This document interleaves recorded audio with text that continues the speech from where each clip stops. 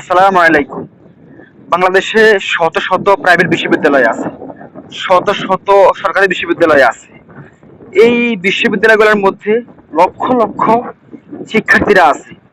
এই শিক্ষার্থীদের মধ্যে আপনি কখনো পাবেন না কোনো মুসলিম শিক্ষার্থী কখনো হিন্দু ভাইদের গীতা অথবা তাদের যে বেদ অথবা তাদের ধার্মিক যে কোনো গ্রন্থ আছে, কোনো গ্রন্থ নিয়ে কখনো কটূক্তি করছে, কখনো আপনি পাবেন না। কিন্তু সেই বিশ্ববিদ্যালয়গুলোর মধ্যে আপনি অসংখ্য হিন্দু পাবেন যারা মুসলমানদের টুপি নিয়ে, মুসলমানদের দাড়ি নিয়ে, মুসলমানদের ড্রেস আপ নিয়ে, মুসলমানদের কোরআন, আমাদের ইসলাম নিয়ে তারা অসংখ্যবার কটূক্তি করছে। এটা আপনি অহরহ পাবেন।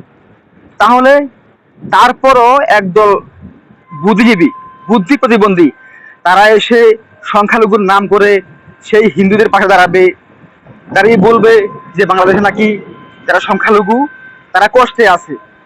অথচ সঠিকটা হচ্ছে বাংলাদেশে যারা মুসলিম তারাই কিন্তু কষ্টে আছে।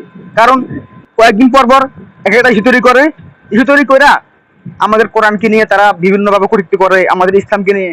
ইভেন আমাদের অনেক হুজুরদের, আমাদের অনেক ইসলামিক স্কলার যারা, তাদেরকেও তারা কটূক্তি করে। তাহলে বাস্তবতা খুবই ভিন্ন। যে সমস্ত বুদ্ধি প্রতিবন্ধীরা, যারা বুদ্ধিজীবী নিজেকে দাবি করে, তারা কি এখন অন্ধ? এই যে একটা ছেলে এখন আমাদের কোরআনকে যে একটা কটূক্তি করলো, এটা দেখার পর তো আমাদের শরীরের যে পশম এটা পুরো দাঁড়ায় গেছে। এখন সেই সমস্ত বুদ্ধিজীবীরা তারা এখন কি বলতেছে, সুশীলরা, তারা কি এখন বলতেছে যে এই ছেলেটা প্রতিবন্ধী, আর ভাই প্রতিবন্ধী হলে সে গীতা পড়ে না কেন, সে কেন বিভিন্ন বেদ আছে, তাদের বিভিন্ন অন্য ধর্ম আছে, সে ধর্মের গ্রন্থ আছে, সেগুলো তো কোনো ক্ষতি করে না, শুধু কোরআন কেন সে চোখে দেখবে, সে কোরআনকে কেন অপমান করবে? তাহলে এখান থেকে কি বোঝা যায়? এটার পিছনে এমন কেউ আছে যারা আমাদের দেশকে অশান্তি ও বিশৃঙ্খলা করতে চায়।